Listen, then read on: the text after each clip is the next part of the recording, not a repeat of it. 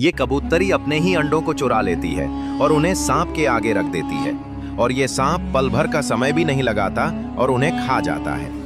इधर कबूतरी अपने खाली घोंसले में बैठकर सिर्फ रोती रहती है क्योंकि ये सिलसिला कई महीनों से चल रहा था।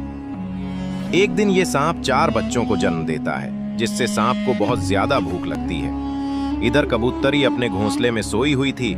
ये सांप भूख से तड़पता हुआ उस पेड़ पर चढ़ जाता है और कबूतरी को अपना निवाला बना लेता है। तभी कबूतर पत्नी को खाने के लिए एक टमाटर लाता है, लेकिन घोंसले में उसी सांप को देखकर कबूतर की सांसें थम जाती हैं और अब कबूतर के खून में बदले की भावना जाग उठती है।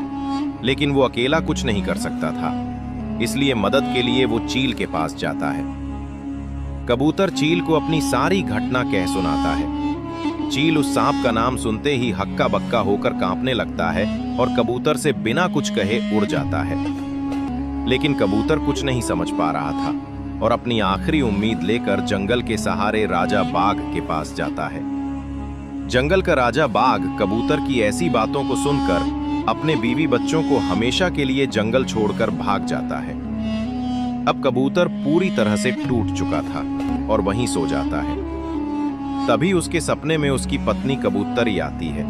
कहती है, ये कोई साधारण सांप नहीं है, क्योंकि सांप के भेष में बैठा एक राक्षस है। ये केवल अमावस्या की रात को ही अपने स्वरूप में आता है और हर बार ये राक्षस जंगल के सभी जानवरों को कैद कर अमावस्या की रात को उनकी बलि दे देता था। ये केवल राक्षस के स्वरूप में अमावस्या को ही मारा जा सकता है। कबूतर की नींद खुलते ही उसकी आंखें चमक उठीं, क्योंकि अगले ही दिन अमावस्या थी। कबूतर जंगल से उड़ते हुए गांव में कुत्ता के पास से उसकी बंदूक चुरा लाता है।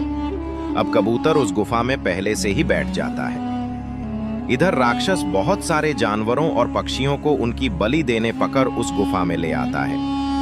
अब कबूतर एक पल का समय भी खराब न करते हुए पूरी 6 की 6 गोलियां उसमें उतार देता है, जिससे राक्षस वहीं ढेर हो जाता है और पिंजरे में कैद सभी जानवरों को आजाद कर देता है। दोस्तों, कबूतर के लिए लाइक सब्सक्राइब कर दो प्लीज।